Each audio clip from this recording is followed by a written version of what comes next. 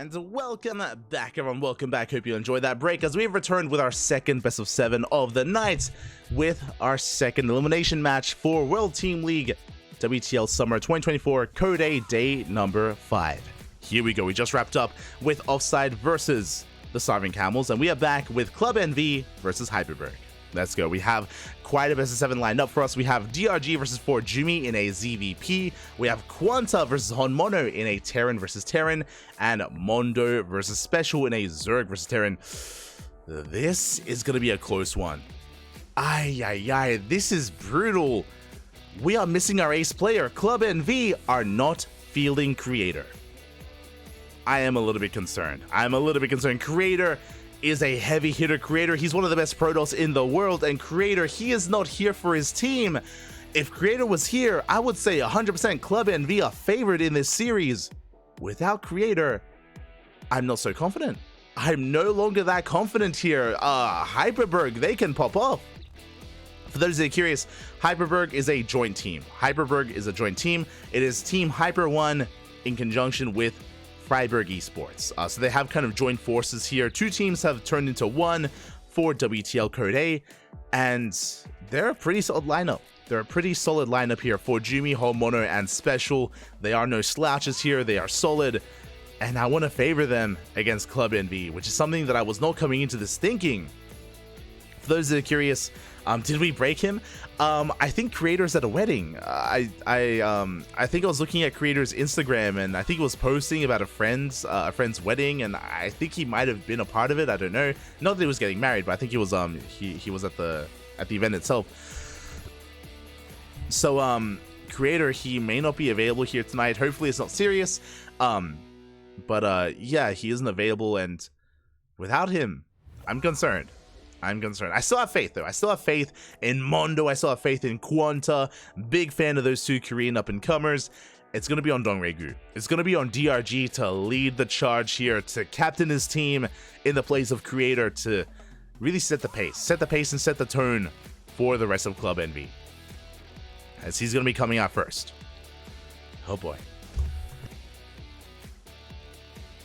I'm hoping it costs Team NV just to help Offside in the playoffs. I mean, that's the thing, right? Club NV, they were the heavy favorites. With Creator, with DRG, they were one of the big favorites to make it into Code S. And suddenly everything could change. Everything could change here and now. As a reminder, this is an elimination match. The winner advances on to face off against Offside. The loser is eliminated from Code A, from WTL. Oh boy, the pressure is on, and we're getting ready for our first matchup. Here we go. And even though I keep saying that, like, okay, you know, Dongregu is going to lead the charge, he has to set the pace for his team, he's got to give them the best hope they can to take this series and to cause some upsets in the future. In saying that, ForJumy, I'm sure, is very well prepared for this series. That's what I love about WTL, is that you do have time ahead of time to prepare for your matches, to prepare for your maps, and to have some specialized builds up ahead of us. And ForJumy is a very aggressive player. For those that are curious, ForJumy, he streams a lot. He's very active on his Twitch channel. He does stream quite a bit on it, and when it comes to whether it's his streams or whether he's competing in tournaments, he is a very aggressive player. Thrives a lot in the mid game. We don't see a lot of late game out of ForJumy, and he's willing to really spice things up when it comes to his builds as well. So as we let into this, my eyes are going to be on ForJumy.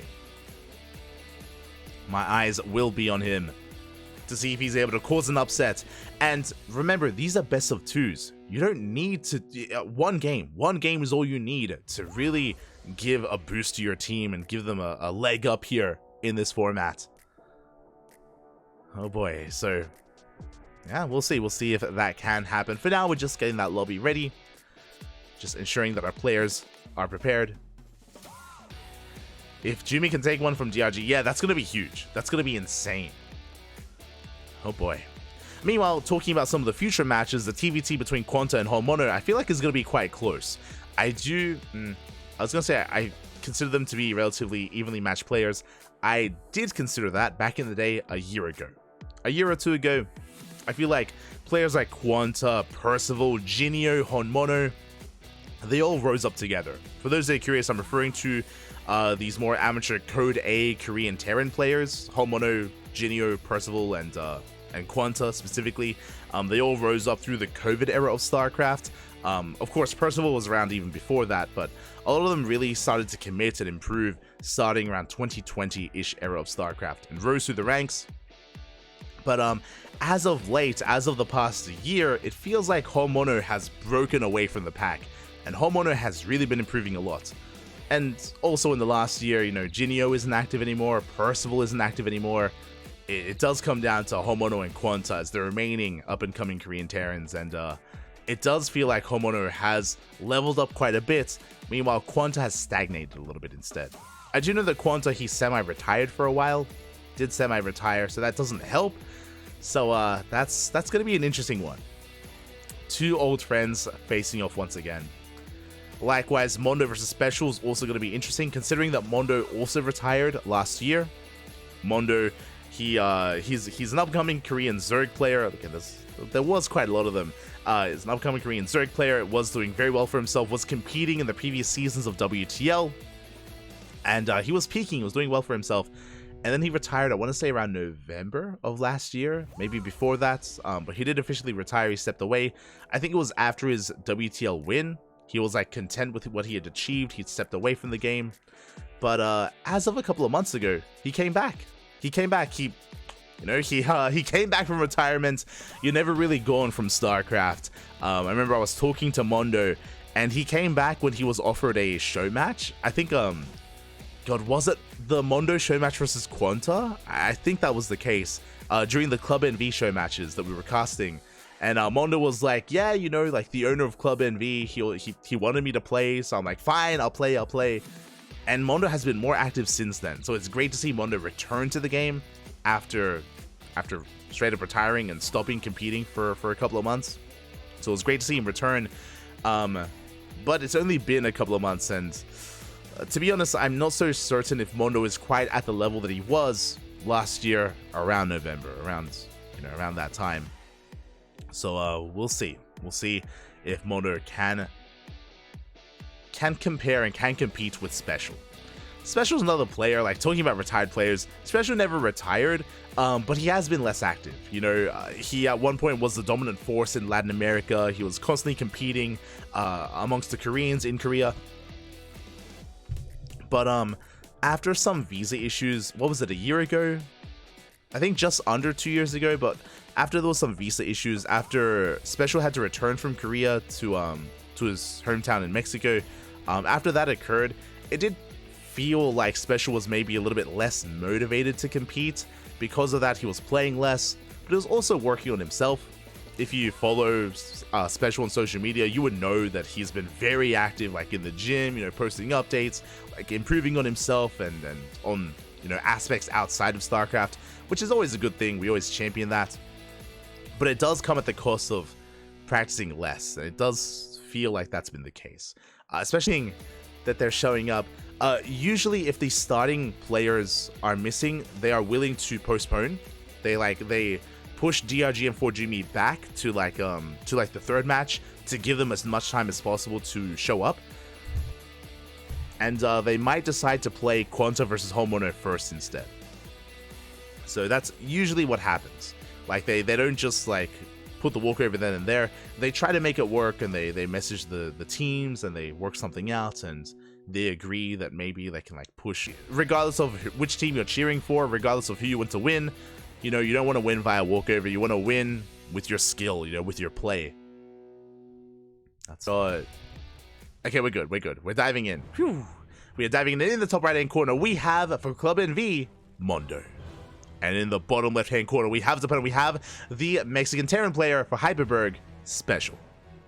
Let's go. I believe predictions should be closing. They should be closing up for our first series here. It is a best of 2, not a best of 3, as a reminder. We're loading into Crimson Court. Special opting to go for his special build. I believe this is going to be Rax followed by the Factory on the low ground. It is a build that Special has been quite fond of over his years, over these most recent years of StarCraft. But we'll see.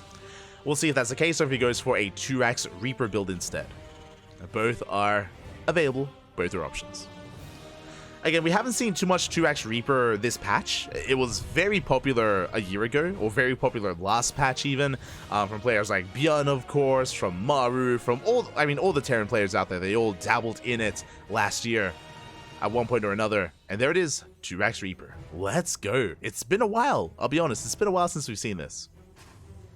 It's a build that permeated through the meta and was quite popular in the last patch, in the last year, in 2023. And as special, he's whipping it out here in 2024. Now, the goal of this is typically to delay the third. We go 2x Reaper, we commit into 3 Reapers, and we delay the third base, we contain the opponents, we expand behind this, and we transition into a bio push on 2 bases with a third CC on the way. So this is not an all-in by any means, it's just a way to get ahead economically in the early game. Depending on your control, you can also pick off some drones, maybe get a queen, big maybe on that one. But again, the least that we ask for is to delay the third. As the Overlord gets across the map, and Mondo does confirm the build.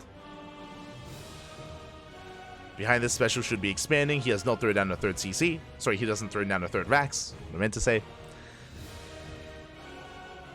And special now has enough, and he does start up his command center. There we go. So again, just 2x Reaper is moving out. Mondo is going to be staying on 2 bases. Reaper has arrived, and it's on Mondo to minimize his losses, to rush into link speed, and to eventually break out. Did invest quite heavily here into these lings early on. It's going to slow him down a little bit here as one ling goes down. Queen has arrived. Again, this is a bit of a skill check here for Mondo. And I'm hoping he can keep up. You can see that Special has already stopped Reaper production. Again, it's usually 3. Just get 3 Reapers, and then we just transition the hell out from there. I appreciate as well that Special, he started up a couple of Marines before he starts his add-ons, being very safe. And there it is, the first reactor has begun, soon to be a tech lab thereafter. As Reapers, they dip into the main base, they do throw in the mineral line. They go for the drones, and they do get one. One drone goes down, we get a surround, we try to, but the Reapers, they slip away. The Reapers, they will manage to escape towards that natural base, but one Reaper does not go down. The KDA charge just in time saves the Reaper, and Mondo is stuck on 2 bases. No tech lab, by the way, from Special. Interesting. So this is a different variation. The follow-up is quite different, I should say. Only reactor, it looks like we're going for an add-on swap for a Hellion production. Yep, there it is. There's that add-on swap for Hellions. We do delay stim. Interesting. So stim is going to be delayed. We have our starport on the way behind this, I imagine, for medevac production, but we'll see. Special does race back home. Mondo still has yet to take a third. Still has yet to expand. As we are getting into Roach play. Okay. Our tech has been thrown down. Roach is going to be on the horizon here by Mondo. We have seen Mondo go for a lot of all-ins, Roach-based all-ins in ZVT, specifically off of 3 bases. I believe we saw that last time. As Special behind this, he's going for a fusion core? Oh, he gets scouted! No shot, he's crazy. He's going for the fusion core behind this, going medevac first into fusion core, a wild build here out of Special, but he is spotted by Mondo. Mondo knows, he's aware, he's getting ready. Queen's in production, Lair is in production as well. Where's the third, by the way? Again, this third base is so late for Mondo. I am quite concerned here. Has yet to throw it down. Is respecting the army of Special quite a bit. Meanwhile, Special is the first to start a third. That is something that I was not expecting to say. But a faster third from Special. Aye, aye, aye. As we are going for a drop across the map, Hellions have arrived. We dive on top of the Queens. And Queens are going to be going down one after the other. 2 Queens fall, no transfuse. A rough start here for Mondo, and he's in a lot of trouble. We're going for another Queen. Remember, there is no stim, at least. That's still a lot of DPS, still a lot of firepower. As Mondo, he's mining through those mineral patches. He's going for the linear third base instead. We have the Spire on the way. As we can see here, that was just pointed out, the Fusion Core was cancelled because it got scouted. Special is not going BC anymore. He's going for Liberators. So this Spire is not as useful for Mondo, unfortunately. I mean, I guess he could still go Muta, but it's quite a lot of gas that he's already working with when it comes to spending it on these roaches. Liberator has arrived. Does lay siege upon the natural. Good reaction to Mondo. He does pull away. Meanwhile, Hellion drop into the main base, and Mondo, he is late to react to that. A drone is picked off. Only one, though. Could have been so much worse, as the Ling Roach is in position. We shut down the Hellions, but we do scout the Spire. Ooh, and we are still getting drones. Again, good positioning here at a special. He gets 3 long-distance mining workers, and he will back off. The Liberator does survive. Stim is about to finish up, and Special is about to be that much more active on the map. He's about to push here as he expands. Meanwhile, Mondo is investing into +1 air attack. Oh boy, and he's going Corruptor? Okay, Roach Corruptor. A little bit old school of a composition. It's been a while since we've seen this. But this is going to be Roach Corruptor. Quite a beefy army here. Hellions, they head for the mineral line. They do get a handful of drones. 2 workers are going to be going down. Corruptors are amassing. Roaches alongside them. A little bit ambitious there by Special, diving with the Hellion. But regardless, he does, of course, still confirm that Roaches are continuing to amass. Corruptors on the way. And the Corruptors, they will help when it comes to dealing with the drop play. But can we deal with the ground army? As again, Mondo is still behind economically. We have an even base count, sorry, even base count and even drone count. But Special does have mules. He does have a more efficient army. Is pushing on forward, clears up a lot of creep. Mondo will force him back. Has the Corruptors to punish those medevacs as well. So he does hold. And Mondo, are we going to keep on pushing, by the way? He's still massing more Lings and Roaches. He's not droning. We spoke about this. We spoke about how Mondo, the last time we saw him, he did go for a Roach 3 base all-in ZVT. And I don't see any more drones on the horizon. 54 workers, that's all we have. We're knocking down these rocks. It looks like Mondo is going for the all-in. Yeah, it's all or nothing for Mondo. And if Special is too greedy, he can be caught out. For now, though, he has his tanks in position. They're decently spread out as well, so he can avoid those biles. 2 tools on the horizon. And we have a good position here on top of the ramp. And you can see here that Mondo has still yet to make a worker for quite some time. He is all in. It's all or nothing for Mondo. God, that's quite a lot here. Special, he's ready for this. Tank shot's going to be going off. He does send forward. The biles, they didn't quite reach the tanks. We try to force the issue here. The first tank is going to be going down. And we barely get the second as well. But the Marines, they stim on forward. They break through the Roaches. And Special completely cleans this up. He annihilates the Roach army. The Corruptors as well. Again, pushing up a ramp into 3 tanks. You saw how quickly that army melted. And Special has a massive lead. And now Mondo's droning. Now is not the time. We're droning up behind this, but it's too little too late. Special has a massive lead at this point. Is moving out. And Mondo's in a lot of trouble. Remember, no Banelings. Baneling Nest just now started. No Ravagers either. It's just purely Ling Roach. We can just stim and win. We have a couple of Ravagers behind this. Well, there's just nothing to stop the man with gun. Yeah, we're snowballing out of control. We get on top of the Roach Warren. The tank survives. The tank barely does survive as well. Again, reinforcements are trickling in. We don't have any medevacs. We don't have any sustain. But GG gets called as Special snowballs out of control and takes game number 1. Ooh, GG. GG, well played. A solid game there at a Special. Mondo, I'm not so certain how often Mondo's in that position, just because 2-Axe Reaper is so uncommon, but it took him so long to take a 3rd base. It took him so long to get into his all-in, specifically because of the late 3rd, late drones, because late drones, late all-in. Like, sure, all-ins, they don't require a solid economy, that's true, but they require enough of an economy to sustain themselves, and the longer the game goes on, the worse it does become for the all-inning player, as the defending player gets that much more and more secure, and Special, he was ready for it. I don't believe Special even confirmed the all-in. I don't think he saw the army moving out through the center of the map, but he just happened to, already be in position back at home with his tanks, with his Marines. Quite easily handle himself. GG. GG, well played. Solid game there from Special, and we'll see if Mondo can bounce back as we're getting ready for game number 2. Here we go. As a reminder, this is a best of 2 and it's loser's pick. So Mondo, his map of choice is going to be Oceanborn. Not a bad map for a virtual lit. Not gonna lie. that's the first. We're getting into game number 2. And spawning in the bottom right hand corner, we have Mondo for Club NV. And in the top left, we have Special for HyperBurg. Let's go. As Zerg versus Terran does continue. Special once again going for the depot on the low ground, which means a low ground rack setup. It could be another 2-rack Reaper. Could be 2-rack Reaper once again. I mean, Special, he had so much success with it in game number 1. May as well just double down and do it again in game 2. We'll see. We'll see if that's what Special goes for.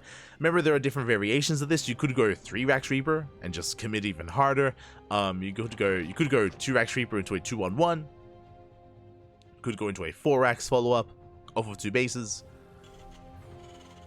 If you were actively watching a lot of Beyond last year, you would have seen just so many different builds, so many different variations that you can kind of branch off from this opener.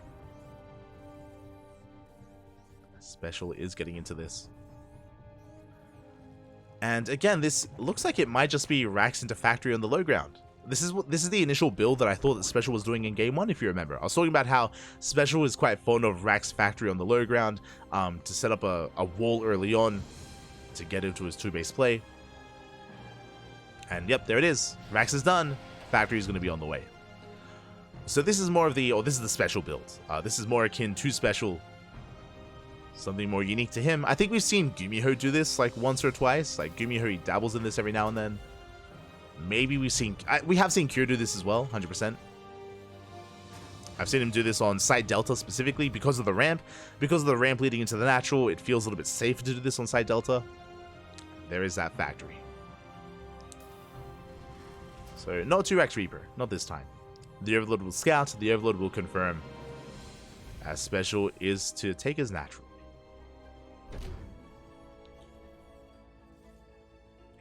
So from here, this does mean that Mondo should be able to expand. It means that his 3rd base should not be anywhere near as late. Reaper has arrived. For now, the drones are being kept in the natural. Oh, we didn't bring one over. That is a little bit brutal here as the Reaper almost gets a drone. Good spore trick out of Mondo. Does save the worker in the end, but his 3rd base is going to be delayed as he's contained. And we are going for a fast armory. Oh my god. Special. We're going for a Hellbat push. Okay, add-on swap into a Hellbat push. 3rd base is now going to be on the way, but Special being such a nuisance here. Delays it for so long, forces back the drone, but finally it's on the way. And we need to scout. We need to get eyes on what is coming up next. Mondo has no idea to be ready for something like Hellbats. Now, something like Banelings or even a Roach response would shut this down, but even with a high enough Queen count, we can hold our own. As I say that, Mondo's droning, and Mondo... Where is our 3rd and 4th Queen? There we go. Just starting up the Queens now. Do we have enough to defend? We have 2 Queens here at the natural. We're still building up that Hellion count. Cyclones on the ways. Okay. Special. He's cooking, Papi. He's cooking. What do you have for us? We're going to have, what, 4 Hellbats and 2 Cyclones? This is going to be an interesting one here. Special, again, applying pressure to the 3rd base. Poking and prodding, forcing out some Lings. And there we go, the Hellbats, they have been revealed. We're looking to dive on those Queens. They do manage to waddle away. There's 3 Queens in total, soon to be 4. Again, we did delay Queen production. There we go, the 4th Queen is coming down from the main base. Hatchery under fire. And can we manage to get a Queen here? A 5th Queen has arrived. So far we're holding. Where are those Cyclones? Where are the Cyclones, Papi? Now remember, the Cyclone has been nerfed. It has been changed, but it still poses a threat. Still something to be respected. We managed to get 1 Overlord. We're going for another. Oh, that will supply block Mondo. It does get supply blocked. Good pickups so far by Special. The Hellbat count's getting higher and higher. Keeping these Cyclones safe from the Lings. Ooh, and we get a queen. Transfuse was not available. Ay, ay, ay.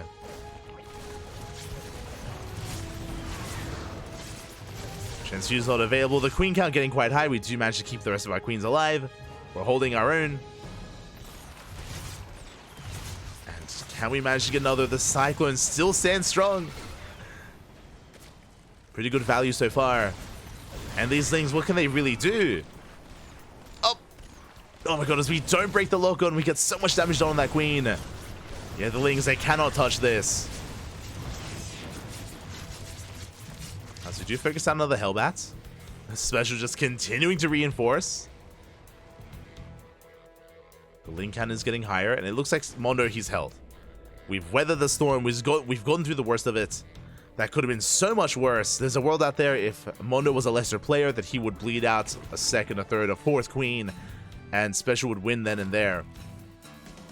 But very careful control there out of Mondo. Very careful control. Didn't overextend, didn't throw away his Lings, more importantly. And he has held. Behind this, it's Mech. Behind this, Special is playing a form of Mech, is working on Hyperflights. No, not quite Hyperflight rotors. Hurricane engines, that's it. Has changed its name from Hurricane Thrusters to Hurricane Engines. Did change the graphic as well. We have more Cyclones on the way. Tanks are amassing back at home. We have +1 vehicle weapons about to finish up. I believe the upgrade itself didn't change. It was just the name of the icon. For lore reasons, I guess. Because people were upset about that. I mean, I guess that's good. I guess that's cool.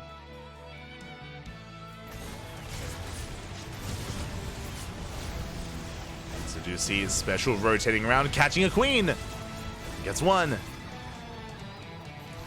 Does manage to catch a queen. The rest do zone back. Special. Behind this, Mondo, he's joining his heart out, trying to saturate his third base, taking a fourth as we speak. And has been working towards Roach Ravager. As I say that once again, though, the lock-ons are real. We do manage to get some more queens. But the Hellbats, they are thrown away. Without Hellbats, these Cyclones, they don't have any support. They have to back off. He is holding that Cyclone count, getting higher. Going for another queen. We still don't have that upgrade. Still on the way. But Special trading quite efficiently so far. Losing a minimal amount of Cyclones before retreating. And is still embracing that mech. Again, if you were here earlier today, you would have seen that we casted Cure versus Dark, and the only game that Cure won against Dark was when Cure played Mech. Likewise, we also casted Dark versus Gumiho a couple of days ago. Gumiho did actually take down Dark with Mech as well. So Mech has been making a bit of a resurgence, at least amongst some of the Korean Terrans, and I guess Special as well. It's been interesting to see players adapt and make use of the new Cyclone, the new old Cyclone in a way. As Mondo, his response to this is to go into Swarm Host. Bold move here. I'm not in love with Swarm Host when it comes to battle mech. Against a more traditional form of mech, because you have map control, you can do a lot more. Here, if Mondo is able to zone away those Cyclones, then these Swarm Hosts can pop up. And there it is, we have the Night Swarm across the map.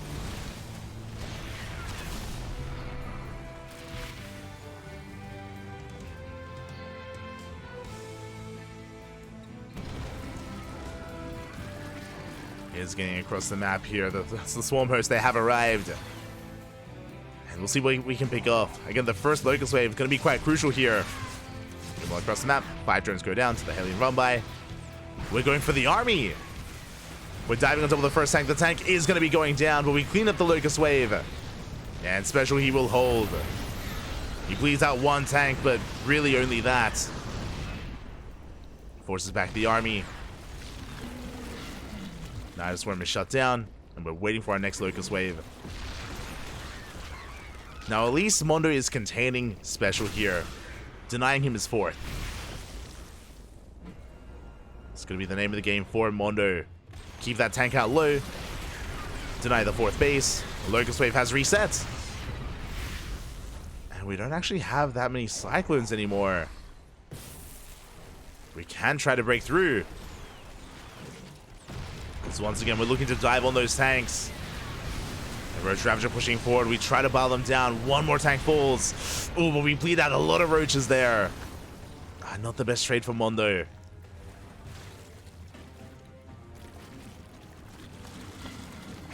Now, thankfully, Mondo does have map control, and he does have a bit of a better economy here on 4 bases, now taking a 5th. He has more efficient mining, maybe a better way of putting it. As I say that, Special is sneaking out of 4th. Mondo needs to get eyes on this. He cannot let this get up and running. Otherwise, Special will snowball out of control, or at least he can. Locust Wave coming in once again. Hellbats are in position. We go for the tank. We get 1. We get 2. I should bile down a second tank there.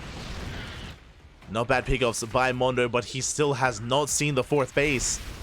Doesn't know that it's already up and running. Did he see the SCVs? Oh, I think he did. Yeah, he has spotted the SCVs. Does rotate around. The planetary is not done. And workers are going down. Managed to get 9 SCVs. And Special is fighting back. It looks like he will be able to take control of that base. But here comes another Locust Wave. Again, Mondo is still bleeding out a lot. But Special, he saves the base. That's what's important. Planetary is on the way.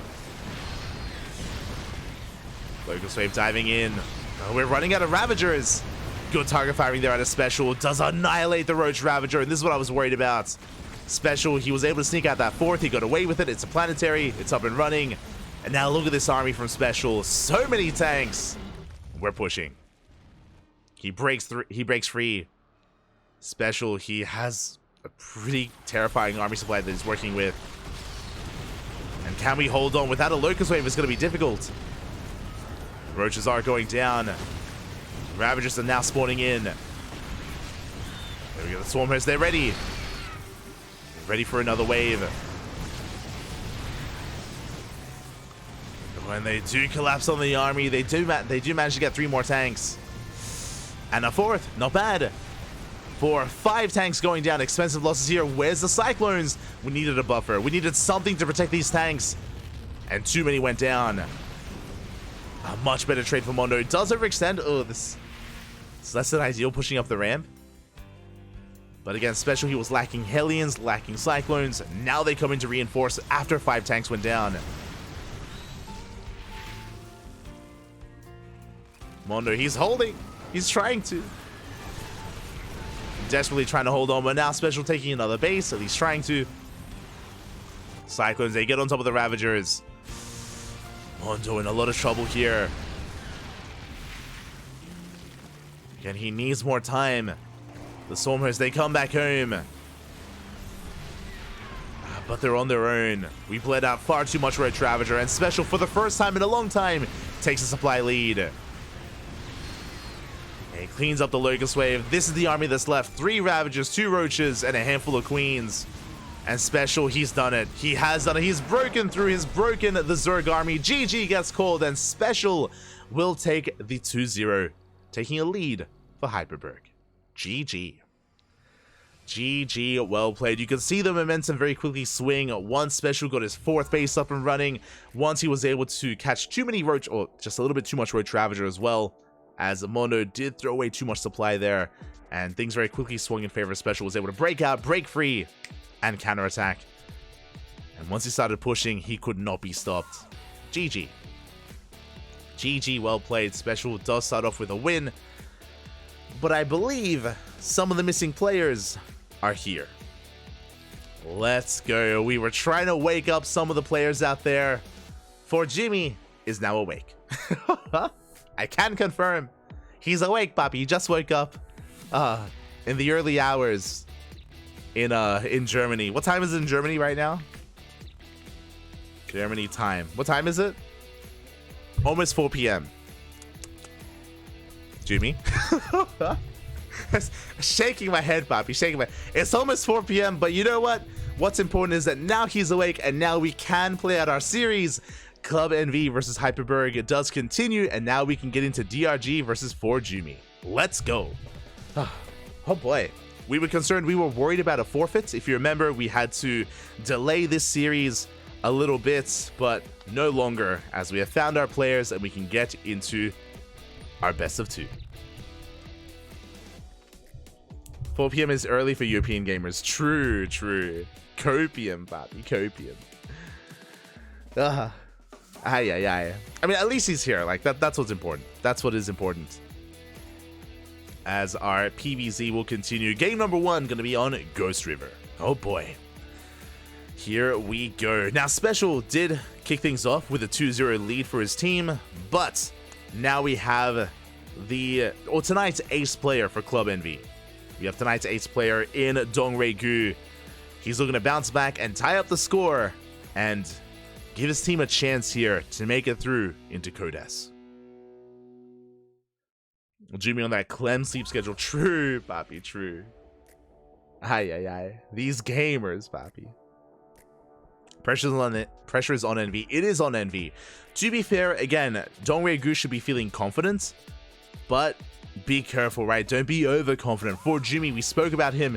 He's a very aggressive player, very unorthodox at times, and if you don't take him seriously enough, he can catch you off guard. And here we go. In the top left-hand corner, we have DRG for Club Envy. And in the top right, we have his opponent. We have ForJumy for HyperBurg. Let's go. Whew. Let us go. Now, we're spawning into Ghost River, the shortest rush distance map in the map pool. It is known for its aggression. It's known for its all-ins from either side. So we'll see who's the first to really try to make use of that. We'll keep our eye on both Dongre-gu and ForJumy. Here we go. And again, my condolences to Mondo. Special, he was a titan of a player to go up against. Arguably, Special is the strongest player on HyperBurg. I think you could make that argument, definitely, that he is the at least most accomplished player on HyperBurg, and as a result, the strongest as well. Is their ace. So it was a rough series, a rough matchup there for Mondo. But again, DRG has a chance here to bring it all back. As for now, it's going to be a Hatch Gas Pool. Hatch Gas Pool opener here from Dongre-gu. Meanwhile, Jumi just going for his Gate Expand into his Cybercore. Really what I'm looking for when it comes to our Protoss player is our tech of choice. Do we go for a Twilight Council opener, a Stargate, or a Robo? I feel like more often than not, when I cast ForJumy, we see a Twilight Council more than anything. We see some form of aggression, whether it's Glaive Adepts, Dark Shrine, a charge all in. Like ForJumy, he has no shame, Bobby, willing to whip anything out. But that is an interesting pylon placement. You see the pylon at the edge of his base would be ideal for something like a Stargate, as it is closer to, of course, DRG's base, does reduce the time it takes for the Oracle to get across the map, and it is easy to scout, so unlikely to hide or to go for something like a Twilight Council out in the open like that. So based on the pylon, it looks like a Stargate, but we'll see. We'll keep our eyes on ForJumy.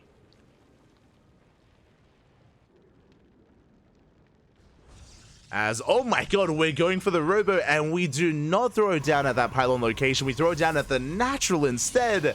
Let's go, Bobby. Let's go. The Stalker has arrived. We're going to be zoning back that Overlord, and the goal here is to keep DRG in the dark. And this is what I spoke about when it comes to ForJumy. I mean, I did say that a Twilight Council is what we see more often than not, but what I should have said is that a Stargate is what we see least often out of ForJumy. It is going to be a Robo-based opener. Now, if this was a sane player, if this was a standard player, I would assume that this would be something like a Disruptor drop, right? It's like a Robo into a Bay, into Disruptors, into a Warp Prism to drop across the map. Because it's ForJumy, I'm not so confident. Not so confident in saying that, so we'll see. There we go. That's a second Robo. This is not your standard Disruptor drop. This is a double Robo, double Disruptor drop with 2 Warp Prisms. This is a build that ForJumy is quite fond of. I believe Estrella created this build, if I'm not mistaken. I know that we've seen Estrella do this before. We have seen him do it. I'm uncertain if he made it, though. Uncertain of that. Regardless, ForJumy is whipping out the double Robo. Show us your balls, Poppy. Show us your Disruptors. Let's go. Oh boy. Now, it takes a lot of control. It takes a lot of attention, a lot of micro to pull this off. As you can imagine, microing and controlling 2 medevacs and 2 disruptors, or sorry, I should say 4 disruptors and then 6, is a difficult thing to do. Overlord tries to go back in for a scout. It is going to be denied, or is it? DRG is getting closer. Up! And it looks like he will not get eyes on the tech. DRG is in the dark. Doesn't know what's coming his way. Has no idea. There's that first disruptor.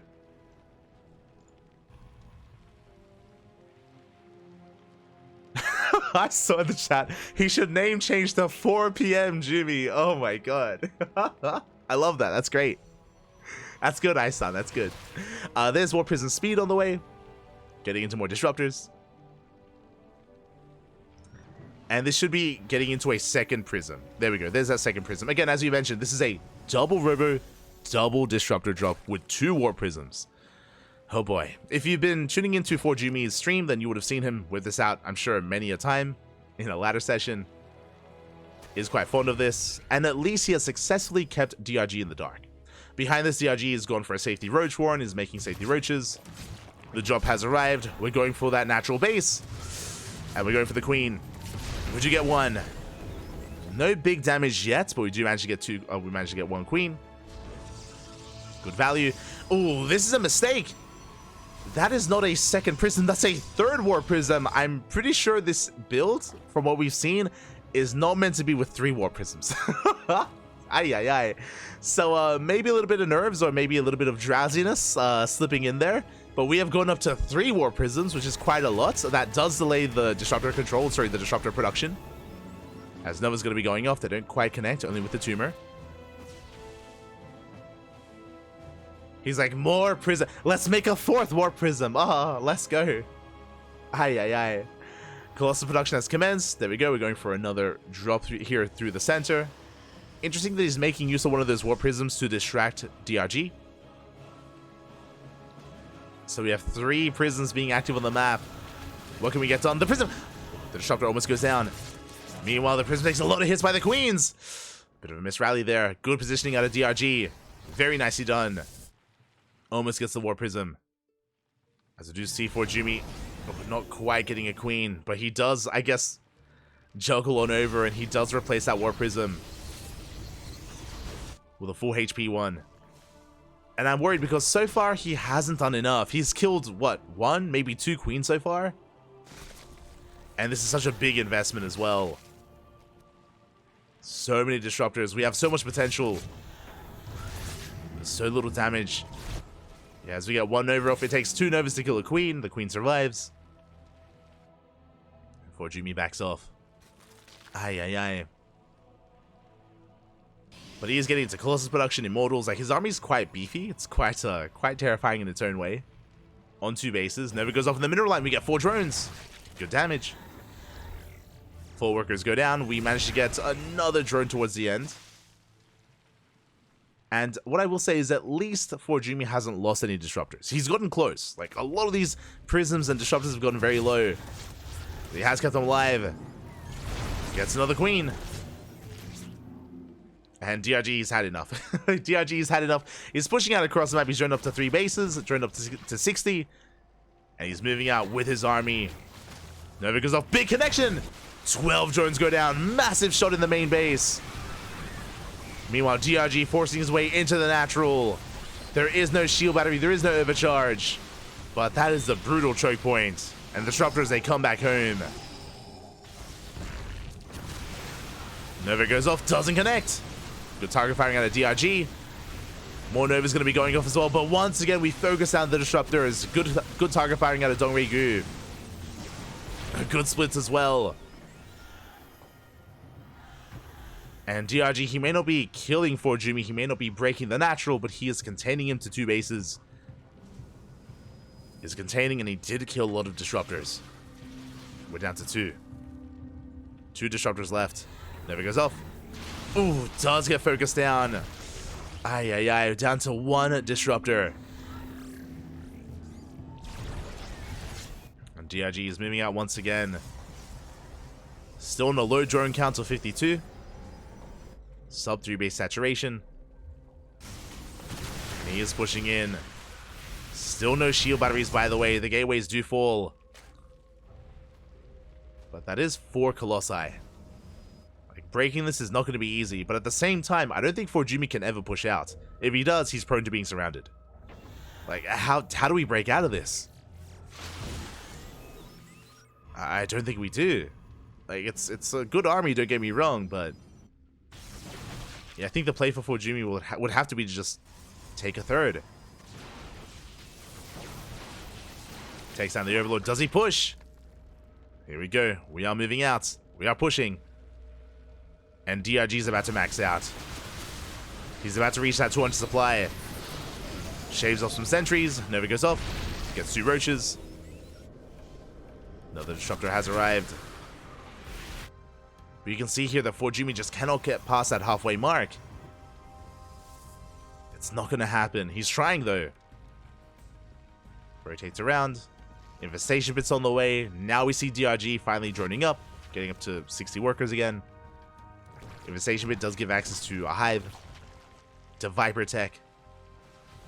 And ForJumy does push onto creep. Another disruptor goes down. Nova will connect. Get some Ravagers. Good connection. But we bleed out more sentries. ForJumy being forced off of creep. Good zoning Novas though. Good trades out of ForJumy. Does take some bars to the face. But ForJumy, he's gaining ground. Now what's important here is that creep is receding. He's clearing up all this creep, making this center of the map that much more hospitable for Protoss. Prism does avoid the biles. Oh, as the roaches have been missed. By the way, ForJumy is 2 base all in. He did not expand, did not take a 3rd base. DRG doesn't know that. He's going for a run by to deny the 3rd, a 3rd that doesn't exist. He's like, oh, okay. There he goes off. Does overshoot. Bit unfortunate. Disruptor goes down, and this actually forces ForJumy back home. And we have tunneling claws. No! Ooh, the friendly fire. Ay, ay, ay. Brutal there for ForJumy, and roaches, they get into the main, they get into the natural. The prism goes down, but it's fine. I think we have like 3 more. Don't worry about it. We have plenty of prisms out there, I think. I saw one earlier towards the north, but it may have fallen as well. And DRG, he's gotten up to Hive Tech. The Hive is done, and here come the Vipers. This is the only thing he was really missing to deal with this high-tech army. And now he can have his way with the Colossus and Disruptors, and there's no counterplay, there's no High Templar, there's no feedbacks. He has to rely on his Stalkers to keep his units safe. Otherwise, DRG is going to be yoinking every single Colossus and every single Disruptor. Roaches, they unburrow in the mineral lines. 3 probes go down. And the armies, they do dance with each other. Do poke back and forth. Decent connection on some of those roaches. Again, there's no way out of this here for ForJumy.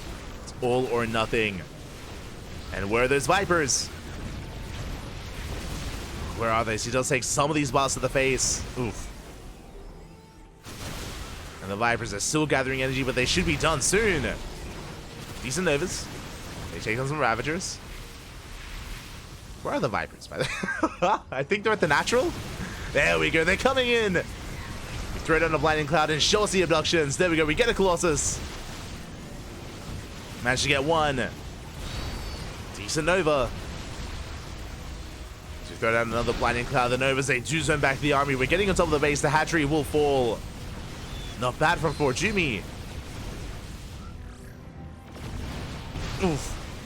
SDRG bounces back a little bit too soon. Like ForJumy, he's doing quite well for himself. Getting on top of the base, forcing back the army. DRG has to be careful, bleeding out even more roaches. Jimmy, can we pull this off?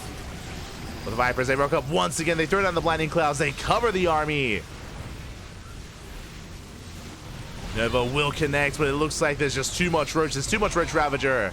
As DRG gets a full surround, and ForJumy cannot sustain these losses. Remember, he was all in on 2 bases. He's running out of money, running out of steam. He cannot reinforce. Only a handful of Stalkers. The longer this goes on, the better it is for Dongregu. I mean, hey, ForJumy, he did break a base. He was able to trade with the army. It just took so long. It just took far too long to make this happen. DRG had so much time to get his third, to get his fourth, to build up a bank, and to get into Hive Tech. And here we go. We yoink what little is left. We have 2 Colossi remaining. We're down to 2. We're down to a handful of units here. And Dongregu is going to be starting things off here with a win. GG! DRG puts a point on the board. Whew. GG, well played.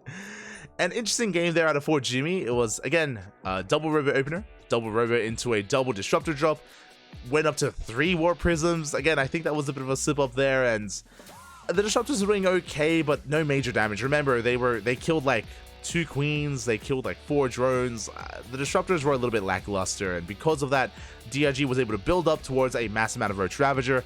And was able to be proactive. Not even just denying the third, but even at... Here we go as we're getting into game number 2 and spawning in the top right hand corner of Dynasty. We have the South Korean Zerg player, DRG for Club NV. And in the bottom left, we have ForJumy for HyperBurg. Let us go. Seems to be the use of the phrase whip it out being thrown around a lot. Just saying. That's intentional, Bobby. That's intentional. Aye. I am aware, Bobby. I'm aware. Don't you worry.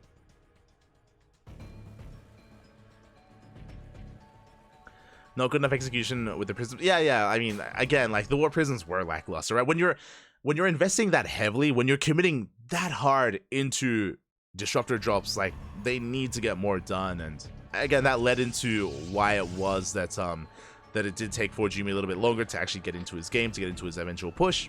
He was unable to slow down DRG enough, which did make the rest of the game that much more difficult for ForJumy to bounce back in and to execute his 2-base all-in. As DRG, he's going for the goal base. Bold move here out of DRG. We'll see, can he hold on to it? What I was referring to earlier here is that, sure, it's a goal base, it's lucrative, it's tempting, it's juicy, it's gold. The problem here is that when it comes to Protoss play, especially even standard play, Adept Harass, Oracle Harass, Blink Stalkers, all things that can take advantage of that position, that can take advantage of the Zerg. So this is quite confident play out of DRG. Very confident. And we'll see if he gets punished for it. We'll see if that is overconfidence from Dongregu. For now, it is going to be a gate expand from ForJumy, going for his own goal base. Now, traditionally, we have seen if a Zerg player does go for the goal base here, it's to get into fast roach production, to get into earlier roaches. With roaches, you can be aggressive yourself, you can try to punish the goal base of your opponents, and be a little bit more active on the map and gain map control, essentially. We'll see if that's going to be the case for DRG, if he does commit into that. But now we're just easing into things, and ForJumy is going into his Stargate. Okay, we have our take of choice. Stargate opener. Standard game so far. No crazy Robo, no crazy Twilight Council, just a Stargate for the time being. Now, Stargate doesn't have to be standard play. You know, this could be for a Void Ray first into like double Stargate into Skytoss, for example, or Phoenix into Mass Oracle. There's a lot available here, but at least I'm hoping that we see a more standard straight up game from ForJumy. Hoping he can showcase that. We'll see. Wings, they do get across the map. Going to be applying some pressure here at the natural. Stalker is revealed. And it is going to be an Oracle first. Okay. We are going for the initial Oracle. Overlord goes in for a Scout. Stalker tries to deny said Scout. And Lings do not get in. But the Overlord will confirm everything. Does get eyes on the Stargate. That is a fast Robo. Okay, you have my attention. Oh my, okay. So, ForJumy, instead of going for triple Oracle into a third base, we are going to be staying on 2 bases, and we throw down a Robo and a Twilight Council. Very interesting. That is after the Overlord goes down, so DRG is in the dark. He does not see the follow-up, doesn't see the tech, doesn't know what's going on. This is not a standard game. Double Twilight Council? That's not going to be intentional, right? That has to be a mistake. If you see the production tab, that's 2 Twilight Councils on the way. There's no shot. No shot. Okay, he cancels, I think. Yeah. Okay, thankfully. One of them finishes. I believe one of the Twilight Councils was canceled. We have a Templar Archives on the way instead. Thankfully. I was like, yo, he's not this crazy, right? And we're throwing down a bit of a gateway explosion before the third. It looks like we are setting up for it, though. But we did delay the third base quite heavily in favor of all this tech. Oracle gets across. DRG's in position. Does protect his base. And this looks like Charge or Archon. Does look like Charge Lots and Archons. There is no Forge. Bear that in mind. There's no Forge. There's no +1. There's no upgrades. So there's not going to be as much longevity to the army of ForJumy, as he's completely foregoing those upgrades. Instead focusing on tech, and he's going for an Archon drop. Oh, but it is revealed. That is brutal. High Templar does survive. Archons are on the way. Interesting. I'm curious here. I'm really curious the direction that we're going to be taking. Forge gets thrown down. We have seen like this kind of delayed Archon drop go into a very heavy tech style, go into a longer, later game. I'm curious if that's going to be the case for ForJumy, as he did delay his Forge, but he still got it. Still did get the Forge, and he has not started Charge. That's why I'm bringing this up, because we have avoided Charge and Blink and any kind of Twilight Council-based upgrade, which means we don't really have a way to be too assertive on the map, outside of this drop harass, of course. Which means ForJumy, he could be looking to turtle up. Could be. Still a 1 robo, though. I'm curious. Archons are getting across the map. They're going to be harassing. Applying some pressure. They do deny some mining time at if they get into the main. They do get a handful of drones. 2, 3 drones. Not bad. Not bad at all. There we go. Charge now on the way alongside +1. And again, like, Charge and +1 are quite late. They're quite later than normal, I should say. As the stasis does go off, gets a queen. Does manage to get a queen. ForJumy just building up back at home, only harassing with a handful of units as he's working on that immortal count. The Archon getting low. Oh, a bit of miscontrol, and Archon goes down. That's a brutal loss there for ForJumy. That means he has that much less to harass across the map. Speaking of harassment, DRG, he does manage to get out, move out with some Archons, with some Roaches. Does my mining time here at the gold. Pretty good value for 2 Roaches, to be honest. And I'm hoping we didn't lose the second Archon as well. Uh-oh. Because there is no Archon in that War Prism. That is... No, we lost the second Archon! Even the Observer points it out. Oh, that is brutal. Those are expensive losses for ForJumy. So second Archon did go down. I guess ForJumy was a little bit distracted by the Roach counterattack. We're getting into Storm. Again, working on a later army. A later form of tech. And DRG is looking quite solid. Like, we've been focusing a lot on, like, what ForJumy is up to, but this entire time, DRG has been droning, getting his 4th base, getting up to 64 workers. This is 3 base saturation, and now he's focusing on maxing out on Lingbane, Roach Ravager. DRG, he's about to max out. He's almost there. Like, DRG, he's had a pretty comfortable time here. And we're entering a really similar scenario where I don't know how ForJumy can move out. I don't know how he can be active. The army's going to be denying any kind of mining at the gold. Lings, they hit the 4th, and they do force a cancel. They should force a cancel. And I'm hoping it was. Hoping it wasn't a kill.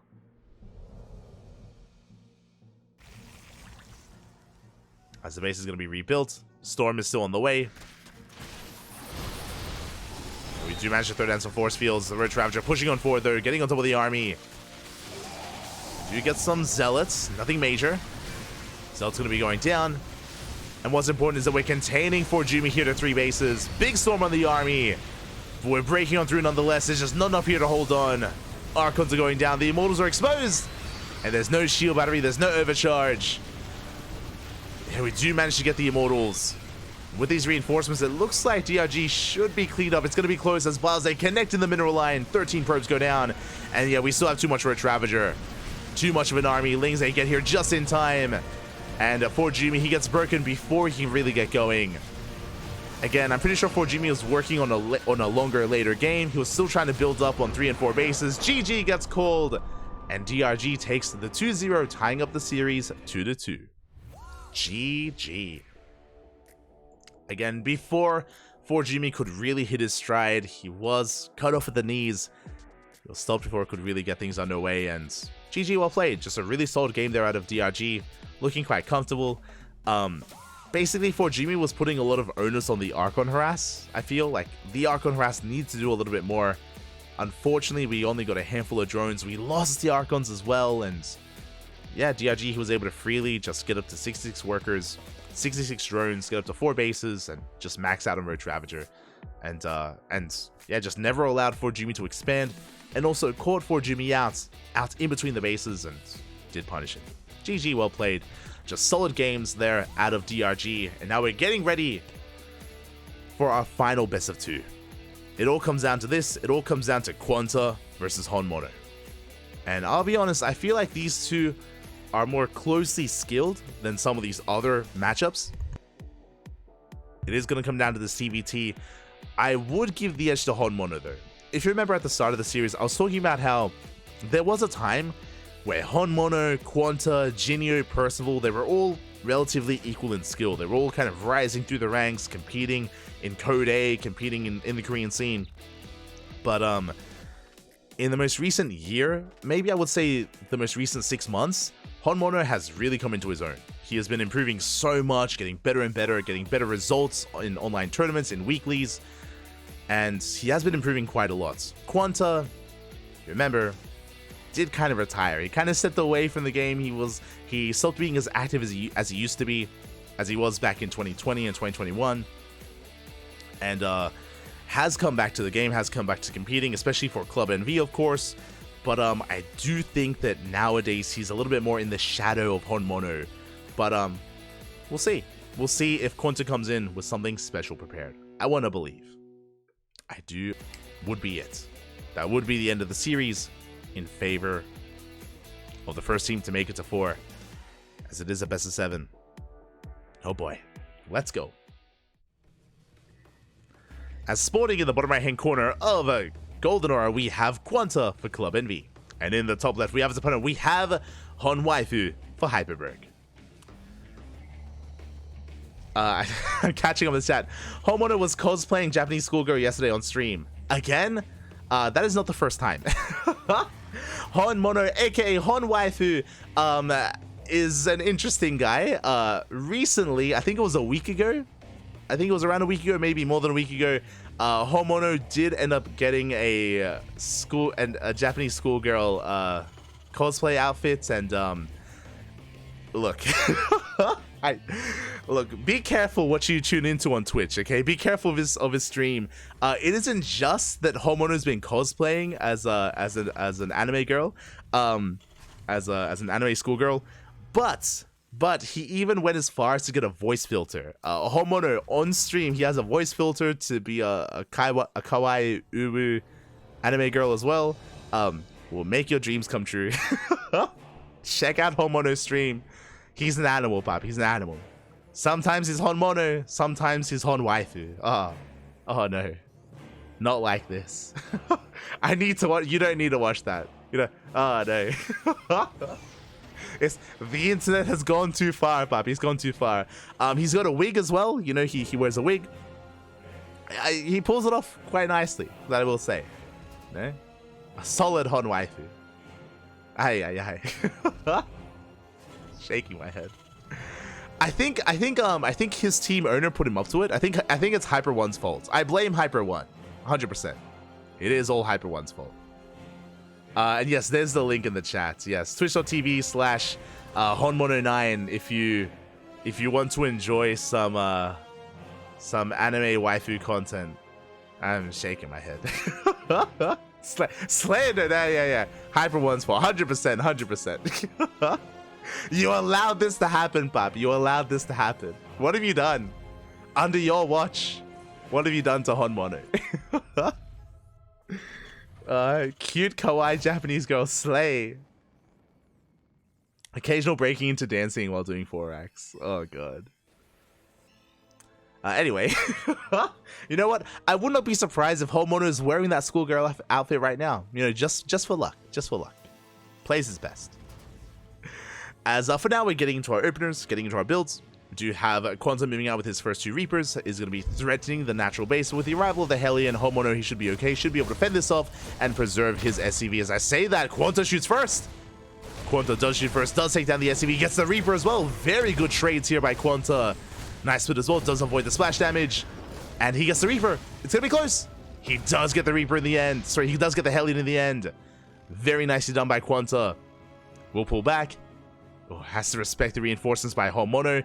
HonMonO bleeds out 2 of these SCVs, does delay the CC on the low ground. And now the momentum does swing in favor of HonMonO. Does go for his own counterattack. And can he delay the bases here of QuanTa? We're getting into marine productions. Looks like we will. But the command center does complete just in time. And QuanTa has a nice little lead. Does have a nice lead for himself. He doesn't have control of the natural, unfortunately. But it is morphing into an orbital, and the tank has arrived.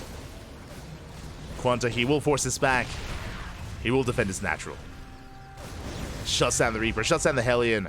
Good defense here by QuanTa. Even following it up with a drop. As the medevac has arrived. HonMonO, he doubled down on Reaper Hellion production, and so far it has not been worth it. Again, you wouldn't invest this hard unless you wanted to break into the mineral line and go for some SCVs. The drop is spotted at least. Is spotted. HonMonO, he knows he's getting ready back at home. Whew. As we're getting into our 1-1-1 setup. HonMonO investing into Vikings, not medevacs. Is heavily investing into those Vikings. Is in position for that drop. At the same time, gets into the mineral line, gets an SCV. Well, the medevac gets low. Oh, gets one shot away from going down. But it will survive. As the dust does settle, I do want to give the edge to QuanTa here. He at least does preserve his units. Cleans up all the Reapers and Hellions. Does maintain a worker lead. So far, looking solid. But it is a slight advantage and a slight lead. Again, it's TVT, and a lot of this is still very positional based. You can have slight army supply leads, and the reality is that if you get caught out, if your opponent is the first to siege, if you are outpositioned, then it can all be for naught. Especially with the Viking advantage that HonMonO has. A big part of TVT is air control. Again, tanks, they can shoot further than they can see. As a result, air control is a big part of that, of just extending that range, extending that vision. Bullying back the army. The medevac is repaired. We're going for a drop. As the drop moves out, HonMonO is committing. But he's being caught out. The tanks, they do siege. They do siege in time. Remember, HonMonO still has that Viking lead, but the drop does manage to get out across the map. And HonMonO, is he in position?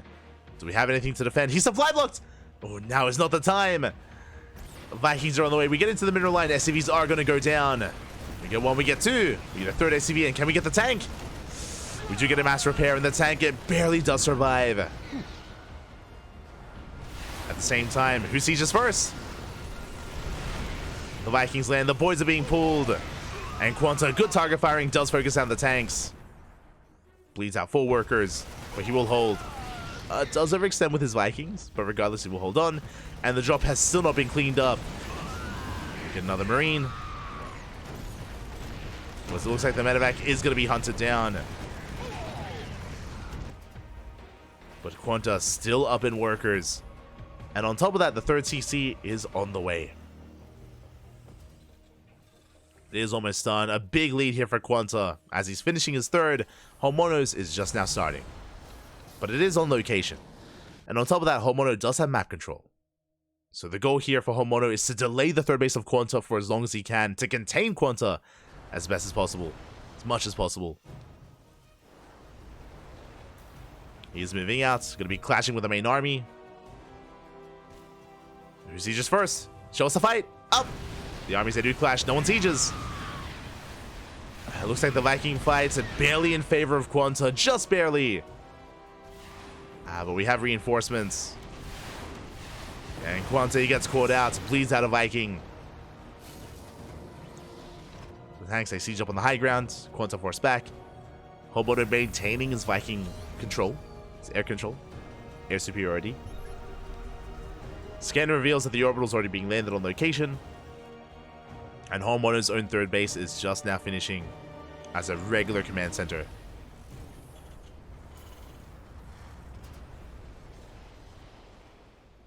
But again, these are still slight advantages. You can see that QuanTa is only up 2 workers. The third base is going to give him quite a boost to his economy, though. That is a big power spike for him in that worker count. And the mules. As for the first time in a while, QuanTa is pushing with his main army. I'm not so sure if I'm fond of this, because again, like, he does have the Viking deficit, so he can't win this fight. Yeah, Viking's going to be going down for QuanTa. Big overextension. Like, again, we knew that we were down in Vikings, and oh, we land on top of the tanks. HonMonO, he catches out the tanks. 2 of them go down. A big catch here from HonMonO. Very nicely done. And HonMonO, that was a big win for him. 2 tanks, getting the Vikings as well. And he may just snowball out of control. 1 mistake too many for QuanTa. And can HonMonO be stopped? He's moving out with everything he has. Will never allow those Vikings to lift up. The boys, they're being pulled. They have to be. We land the Vikings. SCVs are just melting here, and it looks like HonMonO is snowballing out of control. He cleans up the ground army. Shuts down 18 SCVs, the Vikings, and the tanks. And this is looking like the beginning of the end here, or at least the previous fight was. You can see how quickly things can swing in your favor. It was all on a knife's edge. We scan, we confirm that HonMonO, he's on 3 bases. He's chasing down that 3rd CC as well.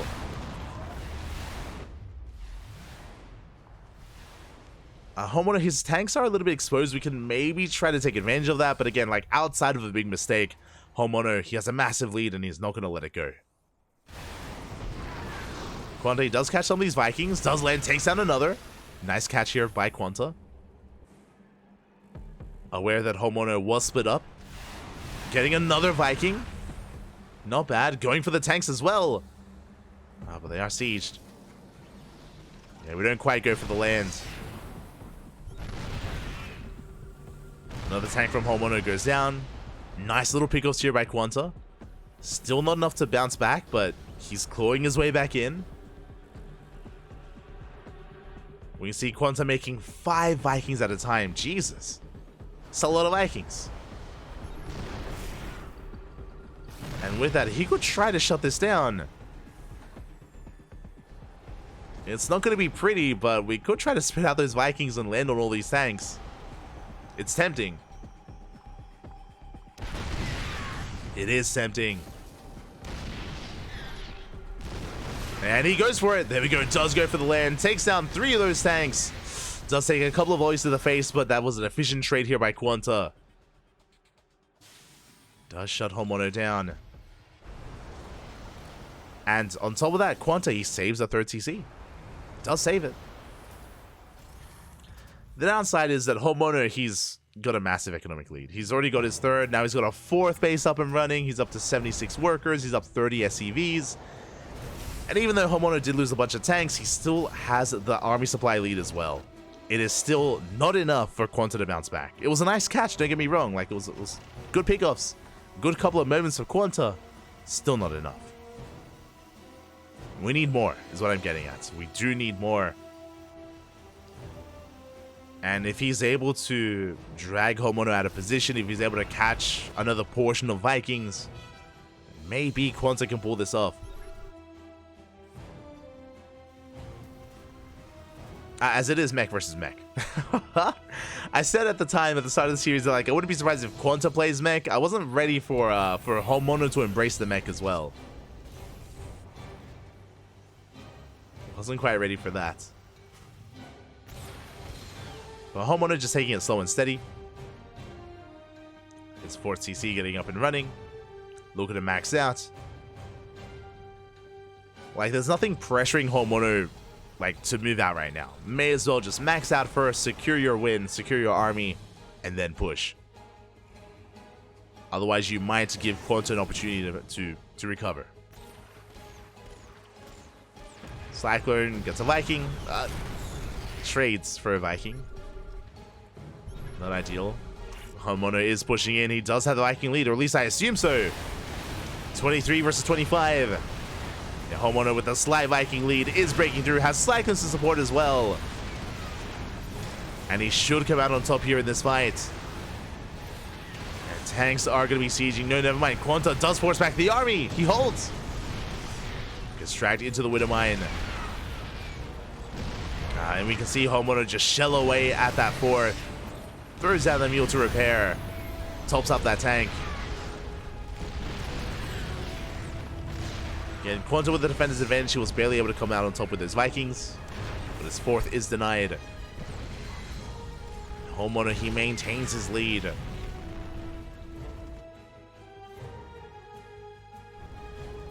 It could be that Hon Waifu was related to Dragon. Oh no. Not like this. The memories have flooded back. We don't have to talk about Dragon. It's fine. He's not quite at that level. He's not that degenerate. You're not gonna see Hon Waifu like 69ing a chair, okay? That's he's not there yet. If he does though, it's Hyper One's fault. 100%. If that does happen, we know who to blame. As we do see QuanTa at least holding onto his fourth base location, forces back the army. Big mine shot goes off on the Vikings. Not my fault. Copium. As HonMonO is able to take a fifth. Able to get up on 5 bases.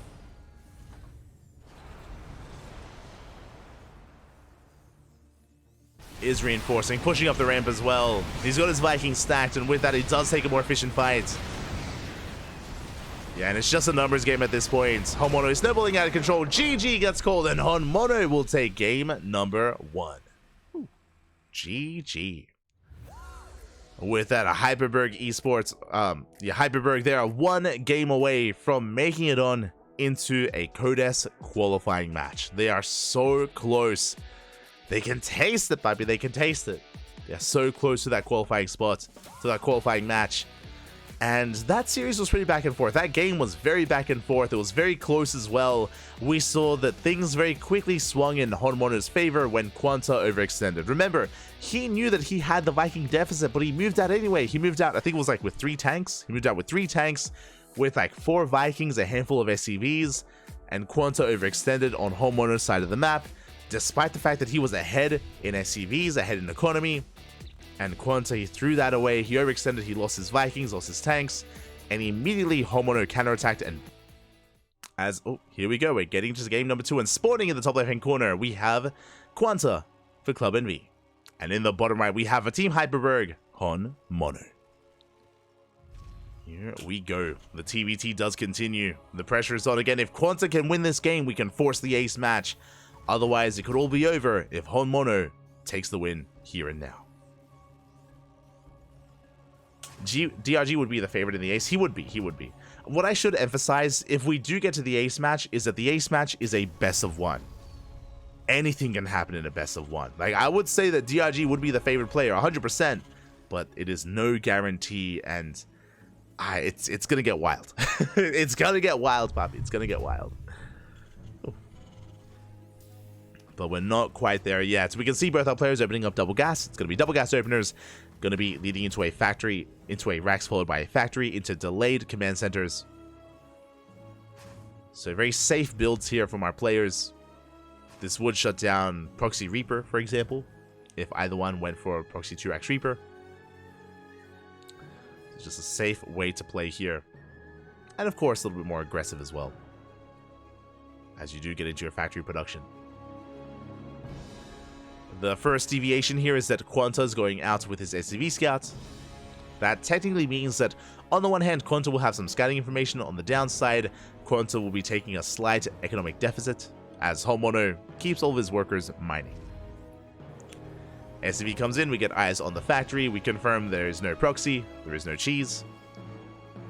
We do confirm the opener as QuanTa races back home to make sure he doesn't get caught out by the Reaper.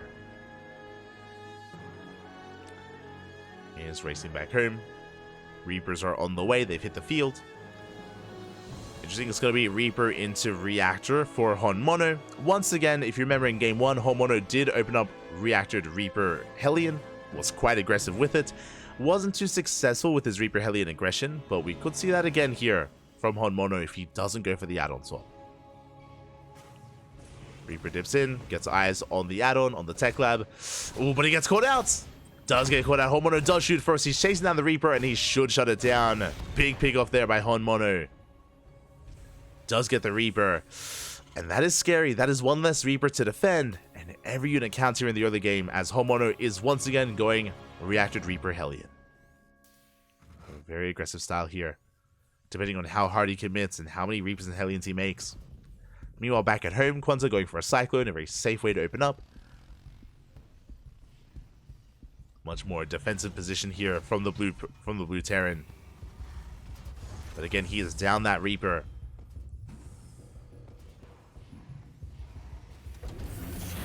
From here, we're going to be going for an add-on swap. Getting our CC on location. Reapers and Hellions are still amassing for HonMonO, and he's pushing. With that add-on swap, we're going for a Reactor Cyclone production. Okay. There's a good way to shut down this early aggression. Cyclones are a little bit more robust. They can, of course, chase this down. So do pick away at that Hellion. And again, we have another wave of units on the way from HonMonO. They're still coming in. We go for the dive. We're going for the Cyclone. First Hellion goes down. We are not able to wall off, and the Cyclone is going to fall. But just in time, 2 more Cyclones pop out. And with this, QuanTa should defend. It was a scary moment for him. Did lose a Cyclone, but he has 2 more to take its place.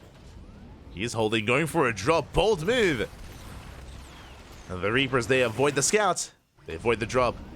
And as QuanTa moves out, HonMonO, he's moving in. He goes straight for the main base. What is at home to defend? Cyclones are still in production. And SCVs are going down one after the other. Big damage here from HonMonO. Ay, ay, ay. Again, QuanTa missed the Reapers. 7 SCV goes down. 8 SCVs. 9. Soon to be 10. And maybe even 11. Oh, God. 11 workers full. HonMonO takes a massive worker advantage. And QuanTa, the pressure is on to counterattack. We gotta go. But we have a tank to defend. We have a bunker on the way. We have a tank in production as well. Second tank on the horizon. As long as we're able to defend against a counterattack, HonMonO, he has a massive lead. He's in the driver's seat right now. We just have to survive. QuanTa going for the double drop into the natural. The tank is in the main, so the natural is exposed. We can get some damage done here. Vikings, they zone back that medevac. We only get 1 SCV, not good enough. And things are looking quite a bit dire here for QuanTa. Yeah, he's moving out with everything he has. He's going mass Cyclone Raven. So the way this works, I believe he has Disable. I believe. If he does have it, he can disable the tanks. If he disables the tanks, his Cyclones can snowball out of control. It's all about the Ravens. It's all about the disables. Likewise, HonMonO, his job here is to zone away those Ravens with the Vikings. Here we go, as the Raven does take a couple of hits already. Good stuff for HonMonO. Zoning back the army, being very proactive, actually. And the Ravens, they take a lot of hits. And QuanTa is being forced back. He's being shut down. The Ravens are barely alive. And these Cyclones, yeah, they're not going to be good enough. Not anymore. And HonMonO, he knows he has a lead. QuanTa at the same time going for a drop towards the main. HonMonO, he's going for the third. Liberator goes down. Auto turrets are thrown down. QuanTa desperately trying to hold on. Does shave off those Marines. We're down to 3 tanks. Cyclones, they get into the main. And we're getting SCVs. We get 7. We get 7. We're looking for more. Barely do not. Ravens are targeted down one after the other. The tanks are snowballing out of control. No! The Cyclones go down. The drop does get targeted, and HonMonO, he can focus across the map. He can focus on this third, pushing even into the natural. And QuanTa, he's up against the wall. He's up against the ropes. We were talking about the potential ace match, but it looks like it may not happen. QuanTa, he's holding, but he loses another 7 workers, and he just cannot afford that. He was already at an economic deficit, and alas, it will stay that way. At least QuanTa has a third base. He has triple mules available, true. Let's have the mules. QuanTa getting to mech once again, so is HonMonO. It's going to be mech versus mech. And HonMonO is pushing towards that third. He wants to, at least. The Vikings are on a mission. Bobbing and weaving their way into the main. You know what, the third base of HonMonO has been spotted, has been scouted.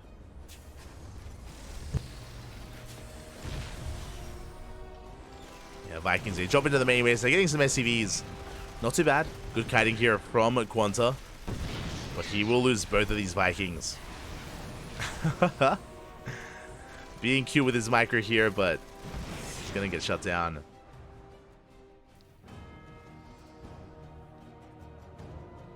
And here comes the counter harass from HonMonO. You have a Viking in the natural, 4 Vikings in the main.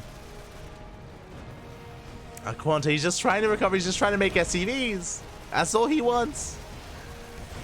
As we deny any kind of mining in the main, we focus down the tank as well. Big pickup. Tank does fall, but we will clean this up. As HonMonO, he gets another SCV. And now we have 3 base versus 3 base. 3 orbitals as well, 3 with players. We can see that QuanTa, he has dragged himself back into this, thanks to his harassment. I would still give the edge to HonMonO, but QuanTa, he's still in this game. He's looking to stabilize. He's looking to stabilize. Sensor tower has completed. Once again, HonMonO going for another Viking drop. Going for another Viking flyby. There is a Rax in position, though, to scout. HonMonO is forced back. Whew, and we have a game. Okay. After a very tense back and forth early game here, we're calming things down. And we are going to be settling into 4 bases. QuanTa, meanwhile, is pushing through the center. And he may be able to deny that 4th. Does have eyes on it. Does get eyes on the 4th CC. Tanks are getting in position. So is QuanTa. But the tanks are sieged. HonMonO does have the Viking lead. Ooh, he shuts down the Vikings one after the other. I'm getting deja vu. This has happened before. The Vikings go down, and now we can land on the tanks. As we chase down even more of these Vikings. HonMonO maintaining his air control. QuanTa does at least survive with his tanks. He does get away. But what was that? Like 6 Vikings just went down. 7 even. Brutal loss there for QuanTa, and I don't know how he's gonna be able to gain map control, gain air control away from HonMonO. Forced to pull back. Missile turrets are on the way. I mean, they have to be. Thankfully, Vikings don't shoot down. As HonMonO, he's skirting around the edge. Can he make his way up the ramp? Does siege first. Does siege up. Tank volley is going to be going off. We do have the high ground for QuanTa. And HonMonO is running out of tanks. Down to 1. The Vikings, they will land. They go for the mineral line. And we annihilate a line of SCVs. 11, 12 workers going to be going down and counting. And even though the tanks may not have broken through, the Vikings did. 28 SCVs go down. Oh my god. We annihilate the mineral line. And from here, we can just keep on going.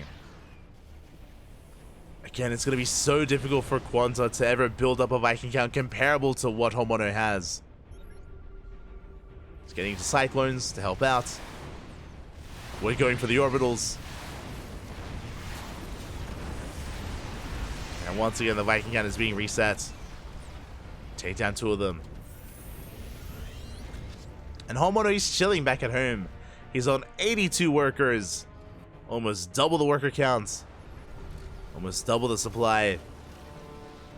We've got 2 more CCs on the way, and yeah, HonMonO just looking so comfortable here. And again, barring like an overextension and HonMonO making a big mistake, he is poised to take this. QuanTa up. Trying to get under them with his Cyclones, unable to. Still has a siege line at least. Has his tanks in position. We have offensive turrets being thrown down here on the front lines. HonMonO containing his opponent to 3 bases. Not allowing him to expand. Not allowing him to break out.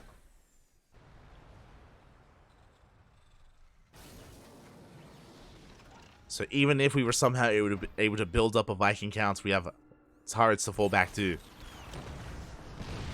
Do have those turrets, Cyclones, that get shut down by the tanks. HonMonO was in position. Did leave tanks at home. QuanTa is getting his Thor production, which I do appreciate. I do like this. It's a good way to support your air army and to fight back against a higher Viking count. That is true. But the Thors have to get within range. Easier said than done. As you see HonMonO just mass scanning, looking for a 4th. Speaking of, QuanTa is trying to sink out that 4th base as an orbital. Is on the way. I believe HonMonO did miss it. Did not see, doesn't know. He's in position to deny the linear 4th. At least the 4th on the right hand side, not towards the left.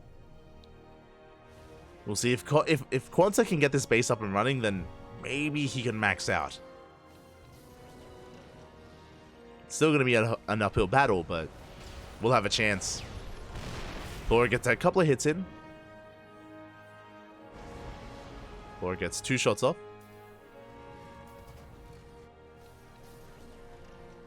The base is getting up. QuanTa getting in position as well. HonMonO just now about to check. But it's too late. Turrets are finishing. QuanTa, he has a chance if he can maintain this base. HonMonO, he's coming in with his army. You can see him rotating on the minimap. Ooh, does run into some tanks. Does run into them. QuanTa, now he's going to be fighting only half the army. Thor putting in a lot of work as well. And QuanTa, he chases back these Vikings.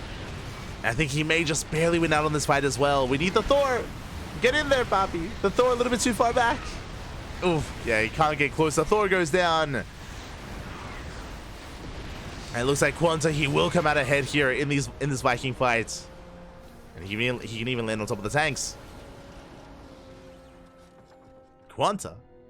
We can do it, Papi. We can do it. Oh, as I say that, we're getting into battle cruisers. I was wondering, but that's the reason why we fell behind in Vikings, because we're working towards BCs instead. HonMonO rallying into his death. Bit of a miss rally there by HonMonO. Has to be careful.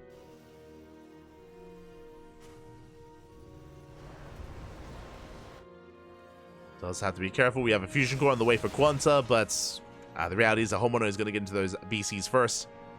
And battle cruisers, that is the late game of TVT. That is the ideal. That's what you want. Liberator has arrived. I mean, QuanTa does have air control. Gets a tank. QuanTa is fighting back. And because of all the Vikings, like QuanTa, he does have an answer to these BCs.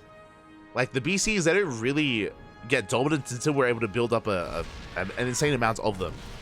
With like, you know, 8, 9, 10 battle cruisers, Yamato as well. It takes a while. It does take a while to really get that going.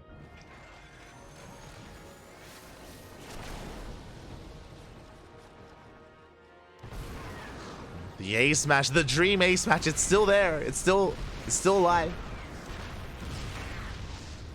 Still a possibility. Oh, Liberator's within range of the turret. That is brutal. Tank goes down, but so does the Lib.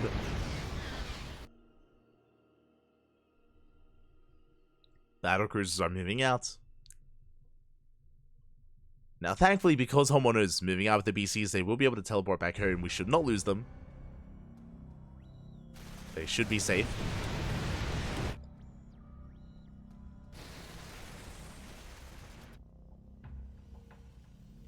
The BCs, they are going to be skirting around the edge. They do get spotted. They're spotted, but the Vikings are out of position. SCVs are going to go down. We get 4 workers, we Yamato some tanks, and we teleport the hell out of there. Good trade for HonMonO. Efficient pickoff. Meanwhile, QuanTa's getting into his own Yamato, getting into his own BCs. He's working towards it. Until then, 2 more battle cruisers on the right-hand side. Oh, HonMonO, he has maxed out. QuanTa, can we survive long enough to max out ourselves? We'll see. It's not going to be easy. HonMonO, he just has a massive ground army alongside his Vikings. Tanks are pushing in. Yeah, the Vikings, they do clash. Big anti-armor missile. We do get the missile on the Vikings, but the BCs, they tank so many shots.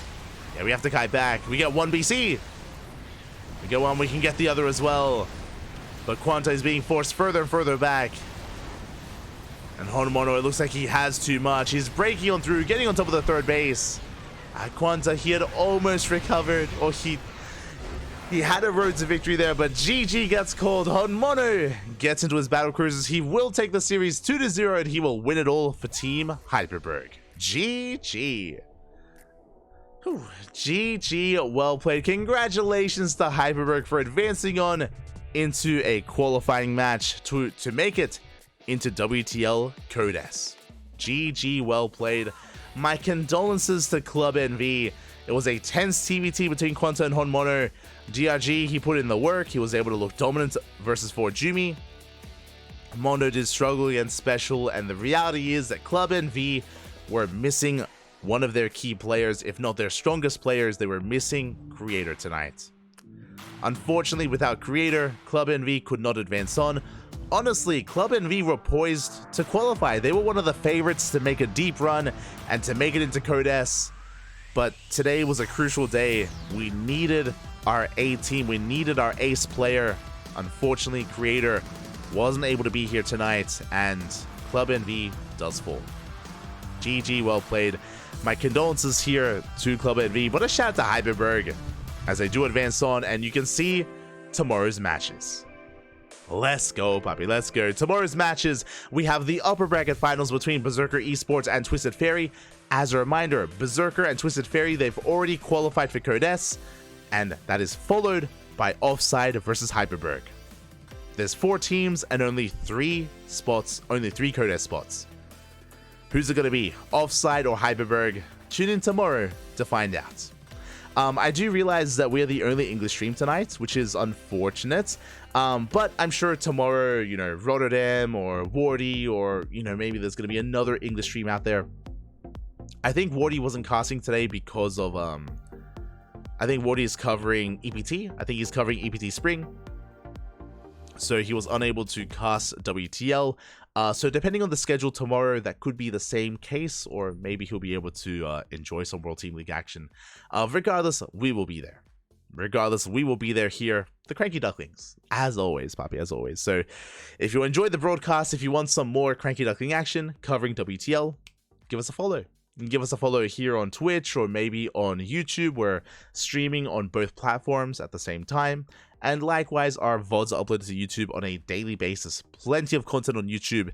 A big shout out to Rainer. Rainer did raid us earlier, and I'm sure there's many people that are tuning in for the first time. I'm sure there's many people that maybe have not watched us here, but we are the CranKy Ducklings. We've been casting full-time since COVID, since 2020, so it's been a couple of years, and we cast on a daily basis multiple times a day. For example, today we had 3 broadcasts. We had 3 broadcasts here today. We had KSL, followed by Sea Duckling Open, followed by WTL. Tomorrow is another big day of StarCraft. Our next broadcast is going to be in less than 24 hours. We're going to be hosting our own tournament, the Sparkling Tuna Cup, here on the CranKy Ducklings, followed by day 6 of World Team League. So back-to-back 2 broadcasts tomorrow. Tune in. tune in. If you're wondering, Sparkling Tuna Cup? What? What's going on? The tuna. Yes, the tuna, papi. The dong one, if you will. It is an open tournament that we host here on the channel. It is open to all regions. So we have players from Europe, from Korea, from Southeast Asia, from the Americas, all tuning in, all competing in our open tournaments. So if you're interested, we got you covered there. It is going to be in, Jesus, how many hours time? Let me just double check that. We are going to be live in 18 hours. In 18 hours time, we're going to be live with the Sparkling Tuna Cup.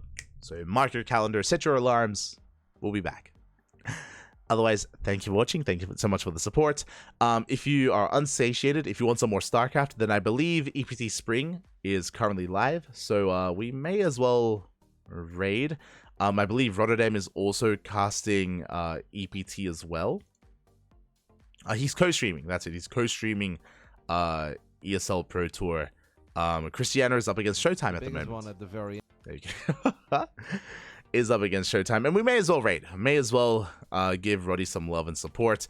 So you can head on over there and tune in for some more StarCraft. Otherwise, thank you for watching. Thank you for the support. We do appreciate it.